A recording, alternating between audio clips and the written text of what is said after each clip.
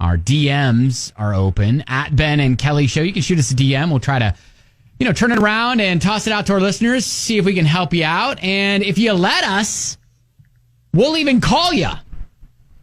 Good morning, Alexis. Good morning. Hey there. So thank you, by the way, for allowing us to reach out to you about this.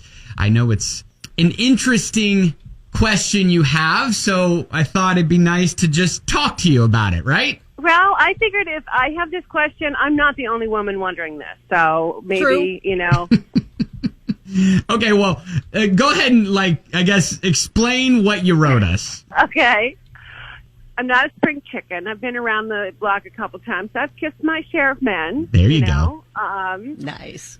But only a handful stand out as being really good kissers. Like the kind that make you go weak in the knees, or like in the old movies, you pop your leg up when you kiss them. Oh, yeah, we get it. Right?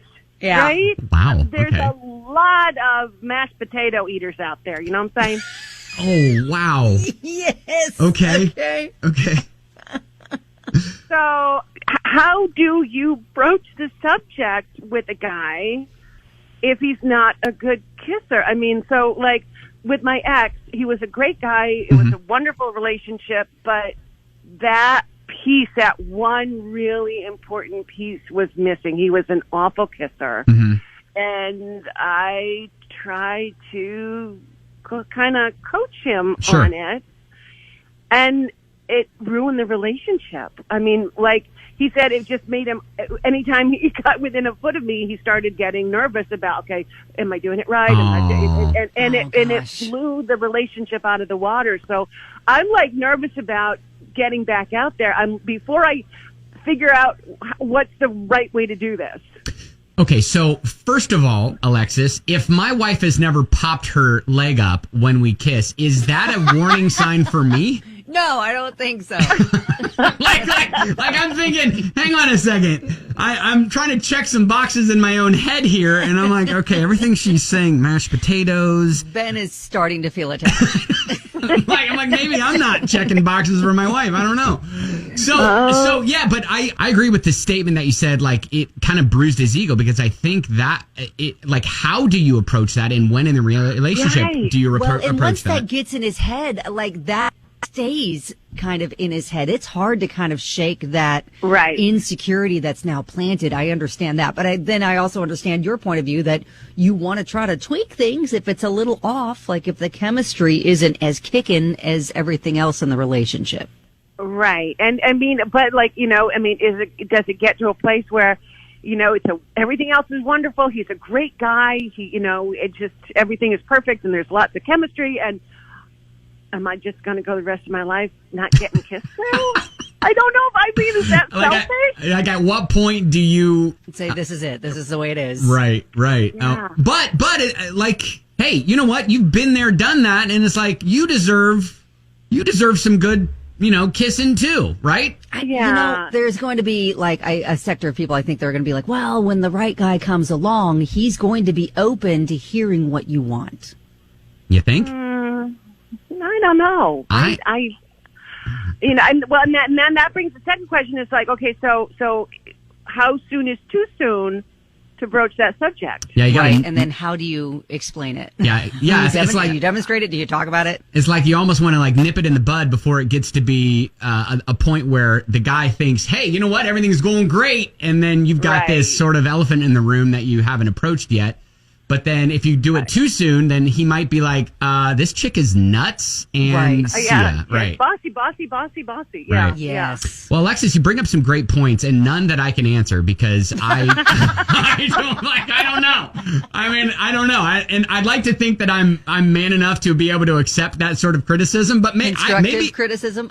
Maybe I'm not. I don't know. So I'm hoping that our listeners can at least approach some subjects, or at least have some examples of how they've instructed their man to be better in some sort of department, and it worked. So, and I'll be taking notes. All right. Okay. All right. Alexis, thank you for being so honest and open and just transparent with us. I appreciate you. Oh, thank you, guys. Love you. Love you. All right. If you go to the Facebook page because we went ahead and put up the message that Alexis sent us. Yeah. There are some men that are chiming in. Patrick says, how do you know it's not you that's the bad kisser?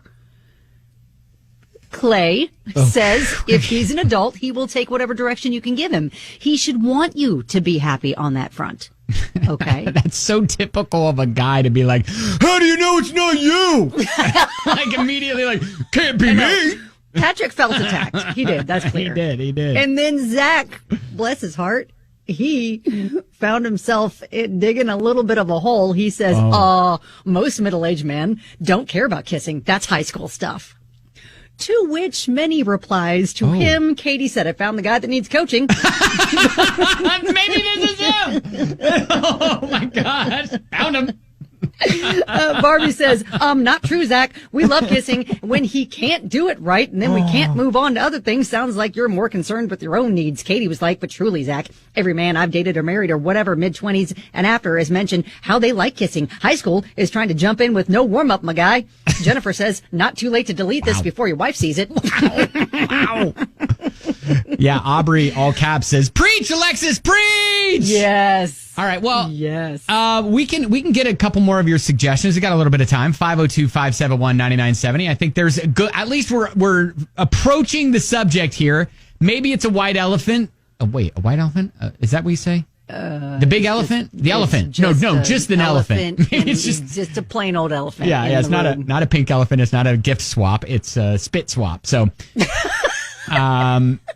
502-571-9970. How Zach. You can suggest it delicately to us men with fragile egos. Tackling the awkward, sometimes difficult conversations that people have to have in order to make a relationship mutually beneficial satisfying. For both. Yes. And so there's a lot of suggestions about, ways that you can try to gently demonstrate what you would like done differently. Got a text on the text line. This has really helped us in the past year. Kind of growing through life changes, growing children out of the house, made our bond stronger as husband and wife. I was wanting more. He wasn't getting it because we were just so stagnant. Mm-hmm. So I liked listening to this podcast. He could hear what I'm thinking and someone else's point of view. And she gave an example. It's called The Sex Chick. Mm-hmm. So there you go. Maybe listen to a podcast together, let someone else explain it and be like, yep, I agree with that. Let them listen to this. Yes. Right. Scott texts in and says, it kind of goes both ways, but Ben, I can't imagine you being married as long as you have if you were a mashed potato eater. Okay, so because Alexis had described that, she was like, there's a lot of mashed potato eaters out there. What is that? Do you know what that means? Think about how you eat mashed potatoes. And that's, I think, how she describes the kissing style. Like, nom, nom, nom. I don't know. Like, what is that? All right. I don't know. Oh, my God. I hope that's what you do. I can tell you with 100% accuracy, I've never gone, yum, yum, yum, yum. Yum, yum, yum, yum, yum. I mean, I've done that for other things, but not kissing. Okay. This is so awkward. Yeah. Hey, Alicia, so you have a way to tackle this.